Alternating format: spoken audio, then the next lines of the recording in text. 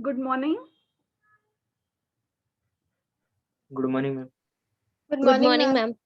Morning, ma'am. I hope I'm audible clearly. Yes, ma'am. All right.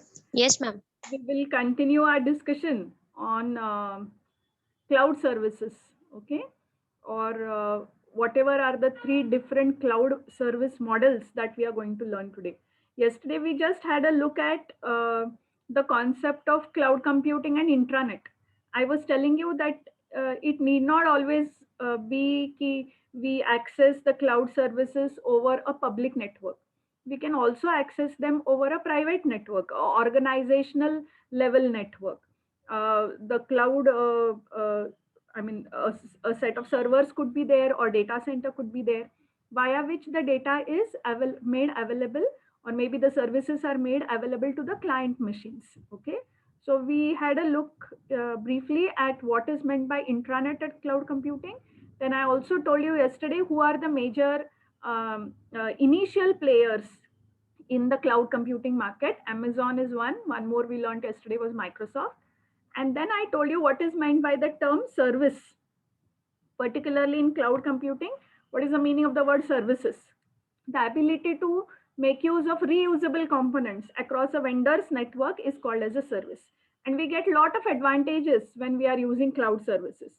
Generally, the cloud service models are categorized into three types, that is, software as a service, platform as a service, and infrastructure as a service. So, we are going to learn all these service models one by one. Yesterday, in a very short time, I had told you each one. Okay. Software as a service, or platform as a service, or infrastructure as a service. If you all can have a look at this diagram, on the there's a pyramid there, and on the left hand side what is shown is what is the meaning, or what does a particular service model consist of. And on the right hand side what is shown is who are the users of these services. So generally, software as a service, there are end users, there are operators, there are people who want ready-made software packages, they will use it. Then in platform as a service, it is basically for application developers, because platform as a service makes available tools and utilities required for software development. So there are programmers, there are maybe database designers who make use of this service, that is platform as a service. And then comes infrastructure as a service, where the users of such a service are network architects, or network administrators, or infrastructure administrators, or supervisors who look after the hardware, or who look after providing computing facilities to the users in an organization. So we are going to learn all these three cloud service models one by one. Okay. Today we'll have a look at software as a service. SaaS means software as a service. Okay. Now, what general meaning it gives you when you hear the word software as a service? Software as a service means software is made available to the end user as a cloud service. In short, in one word or in one sentence, if I have to describe SaaS, then it means software, ready-made software. Maybe a accounting package is there, or maybe some kind of a chatting software is there, or maybe video conferencing software is there, or customer relationship management software is there. These are ready-made software packages. These packages are made available to the end user. The ready-made software packages are made available to the end user. So if we are making use of cloud and making the end users or the clients, making them available with this kind of a ready-made software, that service is called as a software as a service. Okay.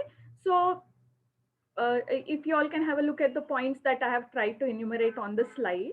In software as a service, the application is hosted as a service to the customer. Application means software application. For example, it could be a video conferencing application like Zoom, or it could be a simple Google Calendar, or it can be some kind of a chatting software. So all these are ready-made software applications. They are hosted, they are made available as a service to the end users, to the customers. Okay, so customer doesn't have to do much. They simply have to subscribe for that service, or they simply have to use that service. So customer is not bothered about maintaining the software. Customer is not bothered about making creating or having the updates of that software. Maintenance of the software is not at all the part of customer's duty. In fact, customer is like a the client is like a end user who directly makes use of the ready-made software. So software, since it is made available to the end user, it is called as software as a service. We can also think of it as software that can be used out of the box. Out of the box means what? It's ready. For example, suppose you have ordered a new mobile phone on, say, any e-commerce website, or maybe online you have ordered a new phone. Okay. Now, when you order that phone and when it is delivered to you, what do you have to do? You don't have to take a screwdriver. You don't have to take some kind of a gauge and then put those things together and then tighten them. Nothing. It's ready. You just have to take it out of the box and start it and start using it. You understand what is meant by out of the box? It's ready made. Nothing the end user has to do. Simply start using it. Just like I gave you the example of a mobile phone which we buy online and start using it the moment it is delivered to us. Like that, here software is made available to the user, and directly the user can start using it the moment it is made available to him. Okay, so the cloud service provider or the organization which is hosting this service, it is called as the provider. So there are two ends now. You have to have a look at the diagram that is there on the screen. One is the provider's end, one is the client's end. Provider means the server where your cloud services are hosted, and client means the end users who are going to use the software. So the provider will do all the patching and the upgrades. Patching and the upgrades means what? Once the software is hosted, new versions, if they come up, if there are small software patches or software upgrades that are available, they are going to be implemented by the provider. The end user doesn't have to do anything. The end user doesn't have to do anything much. Simply the end user has to make use of the ready-made software. That's all. So all the maintenance of the software, taking new versions, hosting them online, all that is a part of the service provider. That is the cloud service provider who hosts that application. Okay, so it is the duty of the provider. That is, for example, if Microsoft is the provider, then Microsoft has to maintain the necessary infrastructure to host that service, to host that software, whatever hardware is required, whatever infrastructure is required, maybe backup is required. All that is a headache of the cloud service provider. The client is simply a subscriber who has to make use of the ready-made software, who will be given the chance to make use of the ready-made software. So have a look at the diagram. Okay, and also observe on the right hand side, you have the service provider, that is the cloud service provider who maintains a server on which that SaaS application is hosted. Via the internet, it is made available to the clients. Clients will access this software, ready-made software. They don't have to do anything much. So SaaS provides an application or a piece of a software from the service provider. It could be a complete application, or it could be a subroutine. It could be a small part of the application or an app. It depends on what type of application you are subscribing to. But remember, the client has a very passive role in terms of upgradation of the software, in terms of development of the software. He is an end user. So ready-made software, he will simply use it on his machine. Okay. Now the same thing has been explained with this diagram again. When you talk about SaaS, software as a service, it is entirely based on the internet, and it is an approach to software distribution by which the software providers host a combination of servers, databases, and codes. That is, if you all can see now, the application is present at the server side. So whatever are the necessary servers, necessary databases, the code, all that is going to be made available is going to be present at the server side, at the provider side, and only this complete application is going to be made available to the end user. So to create, software as a service is based on the approach for software distribution by which software providers host a combination of softwares, servers, databases, code to create applications that can be accessed by users from connected devices. So users could be clients, and via a network, they are able to make use of these services at their end. Okay. All right. Now you can have a look at the Google Suite or Suite. I don't know how they pronounce this. Okay. All these are best examples of SaaS applications. All right. We all have used these. Gmail we have used, Google Calendar we have used. All these there. This is ready-made software, right? Do we do anything there? Don't we directly use it? No, it is made available to us and we directly use it as end users. Google Sheets or Google Documents, Google Meet, all these are examples. If this is a Google Suite and it is an example of SaaS applications. Similarly, there are some more SaaS applications. I'm sorry about the spelling mistake on the slide, but have a look at the popular SaaS applications. Some of them you might be knowing, some of them you can explore today, what they do, how are they made available to us. There are many, many more. Some of them I have tried to put on the slide here. Okay. All right. So if we are going to look at SaaS, we can look at it from 2 points of views. One is from the vendor's point of view, and second is from the end user's point of view, or the kind of applications that they are working with. All right. From vendor's point of view, if you're looking at SaaS, now who is a vendor? Vendor is the supplier, the service provider who provides the service. For example, suppose we are using Google Calendar, or suppose we are using Google Drive, or maybe some other. Okay. In that case, Google becomes our service provider. Okay.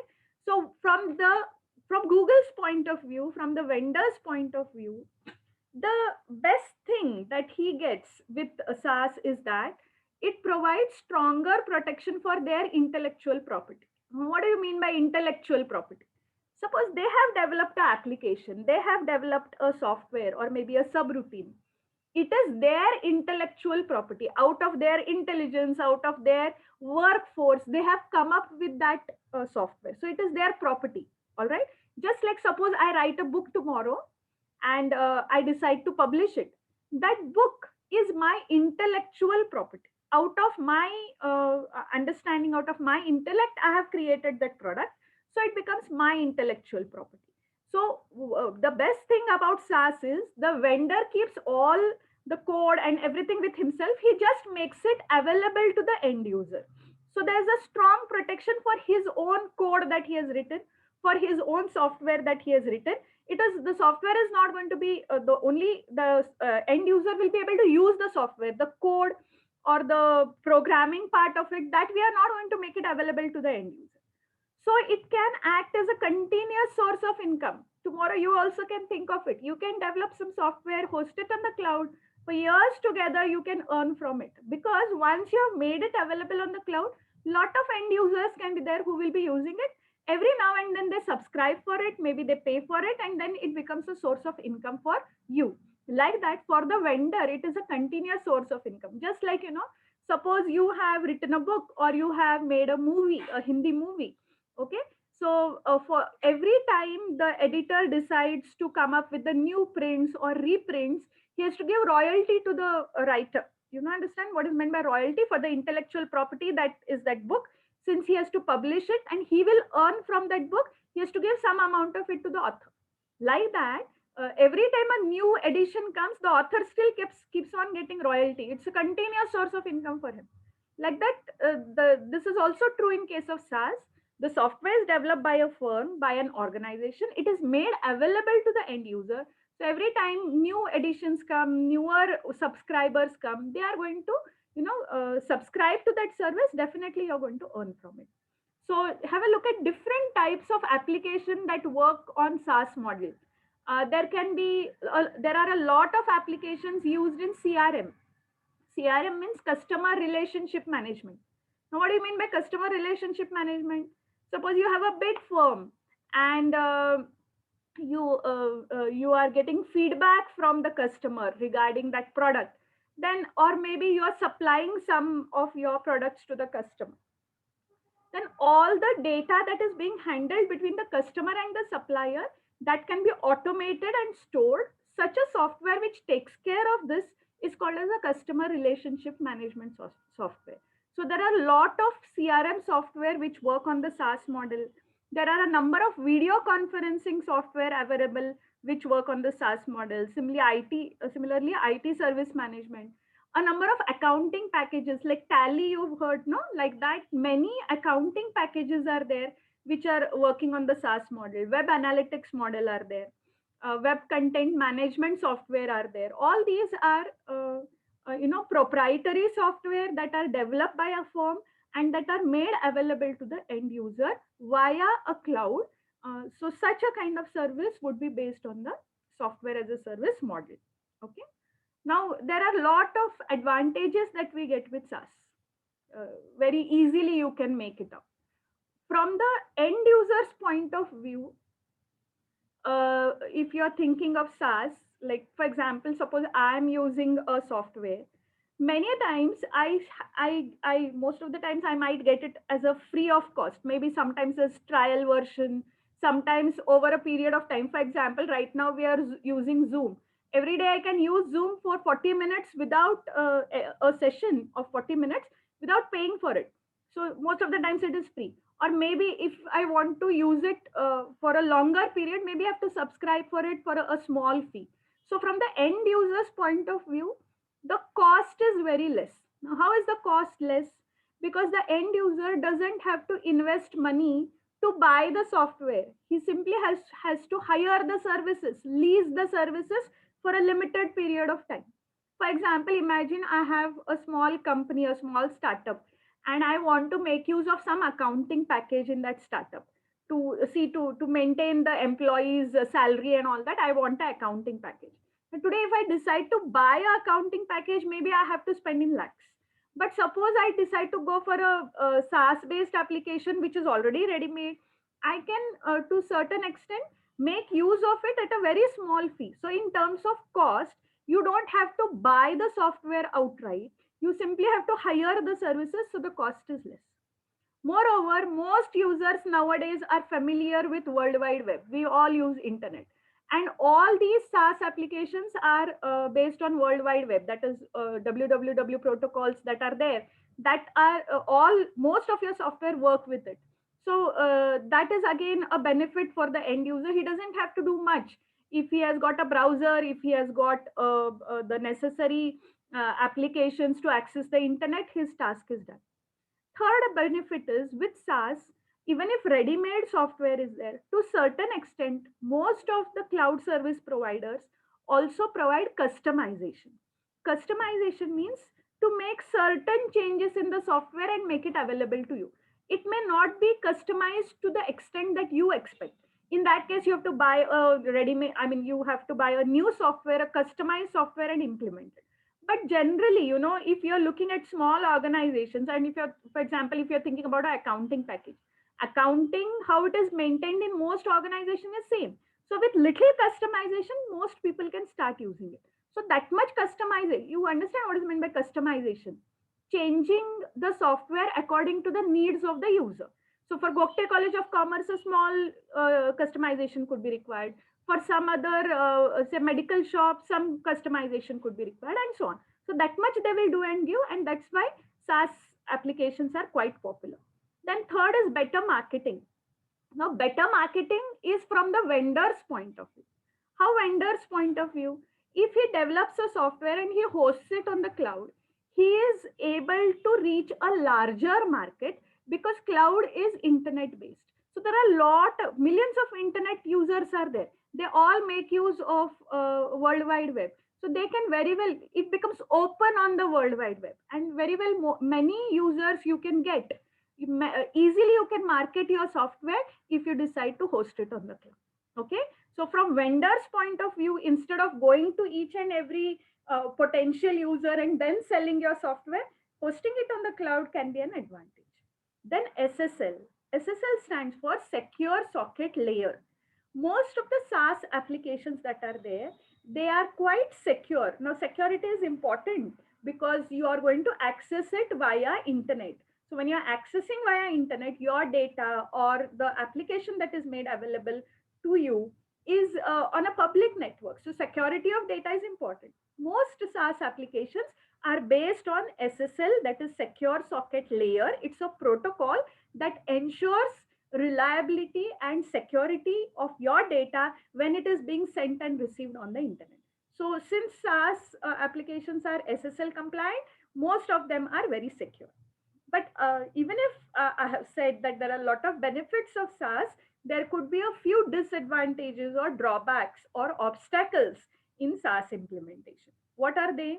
The first one is specific computational needs may not be met.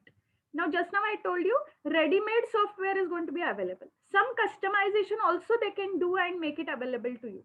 But specific needs you have as an organization, you want that software to work in a specific way, then maybe to certain extent customization to that level the provider may not be able to give. In that case, maybe you have to get a complete software developed for your sake from a outside software developer. Okay, there's an element of lock-in. Element of lock-in means what? Suppose you have subscribed for a particular cloud service, software as a service, for say 3 months. So for 3 months, since maybe most of the time you have paid for it, you become tied by that software. I mean, you can't use any other because for 3 months that subscription is there. Maybe later on you find out that there are some drawbacks in it. You decide to go for some other software which is much better.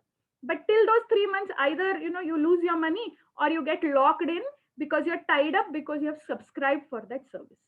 Okay, and for vendors' point of view, the first and the second is from clients or the end users point of view. The third obstacle, that is challenges from open source applications, is from vendors point of view, the providers point of view. The cloud service providers who are there in the market right now, who are giving software as a service, they have a big challenge from open source applications. Now with open source applications, we all know it is easily available, it is freely available to any user. So many a times, and even the source code is available there. Many a times, instead of going for a paid service, you would always try to look for an open source service. So the same application someone is providing free of cost and giving you the source code as well. The same application, someone is taking money from you and you are hiring those services. So for vendors, the big challenge is open source applications. The same applications. I'll just give you one example. We have Windows Office, okay, MS Office. It's a licensed proprietary software, but we have open Windows, the Office package that comes along with Windows, okay. That's a proprietary software, but the same is available in OpenOffice or LibreOffice, if you people have heard about it. So those are all open source applications. So Windows has a big challenge from them, or you can say proprietary software will always have a big challenge from open source software. One simple example is Linux and Windows.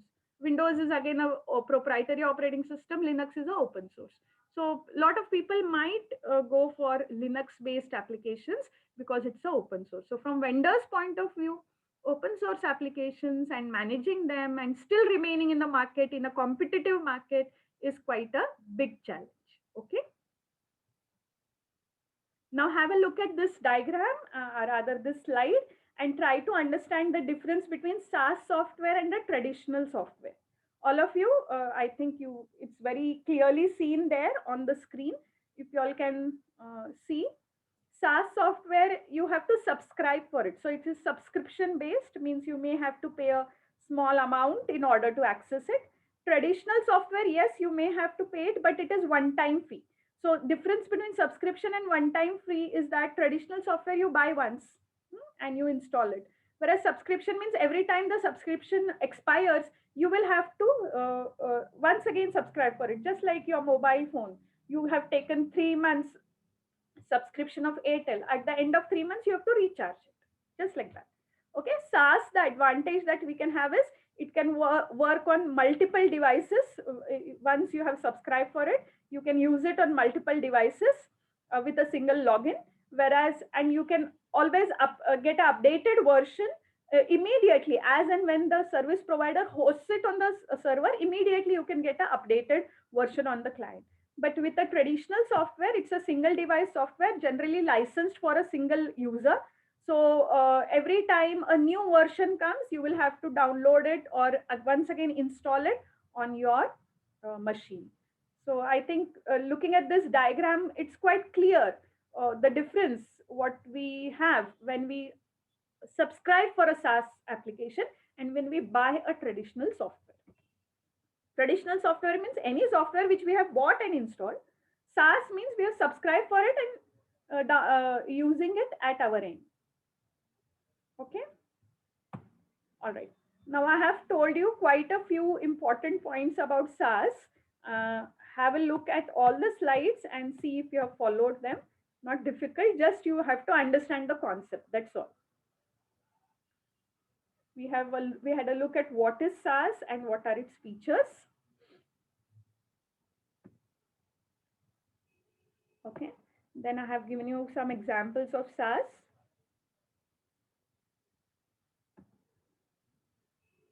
So from provider's point of view, what is the advantage that the provider will get? We have discussed some important applications that work on SaaS model I have put here on the slide. Then advantages and disadvantages of software as a service. Also, we saw the difference between SaaS software and the traditional software. Okay. Now, if you have any doubt, you can ask me, and all of you enter your attendance in the chat box.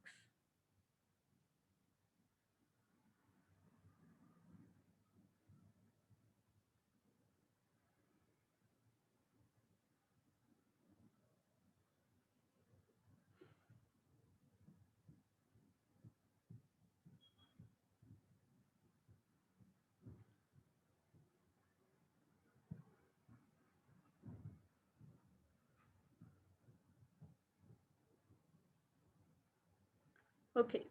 Do you have any points that you wish to discuss with me? Anybody has any inputs to give regarding SaaS, or if you have any doubts in what we learned? We will see the remaining two in the remaining classes. I think I need another 2 classes. After that, this first unit will be over. So we have very little portion is there for cloud computing. We don't require too many classes. We'll finish quite fast.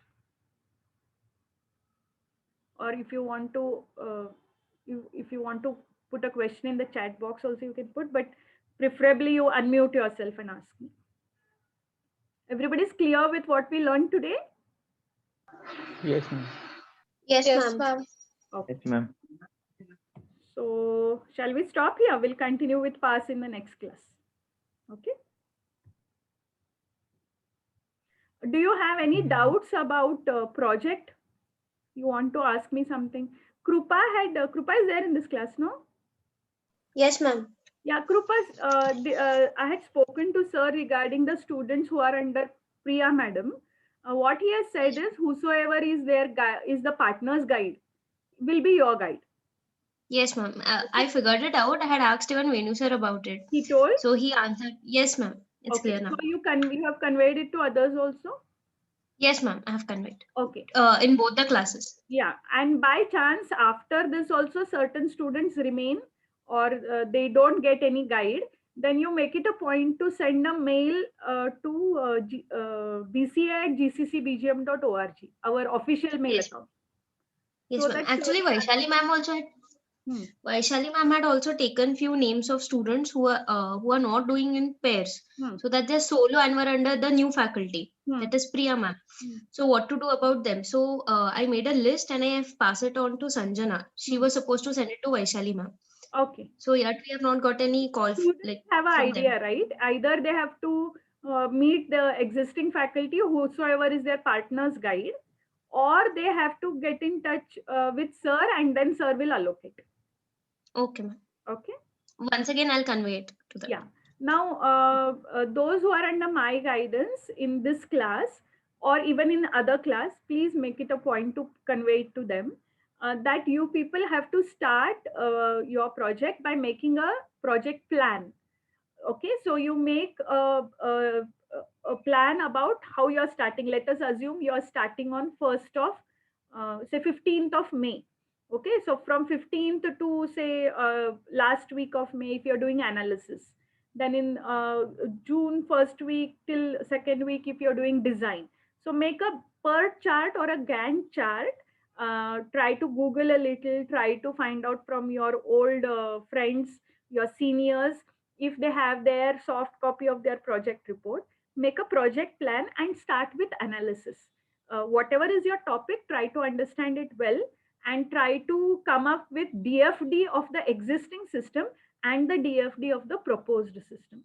So if you're finding problems in drawing the DFD, then I will definitely help you. What I'm planning to do is conduct one session for analysis and design. I have not spoken to sir yet. We are also having some problems, all of us at home, or maybe at our ends, we are also facing certain problems. So right now, I'm not thinking about it too much. But if you people find problems in drawing DFD, everybody, not only those who are under my guidance, please contact your guide. You draw a rough DFD and make it a point to share it with your guide. Guide will tell you where you have gone wrong. Or if possible, I'll try to conduct one session, maybe a combined session for both A and B division, where I will teach you how to do analysis and design. Okay, but on your side, you start off. You don't wait for anything now. All right. We'll stop here and we'll continue in the next class.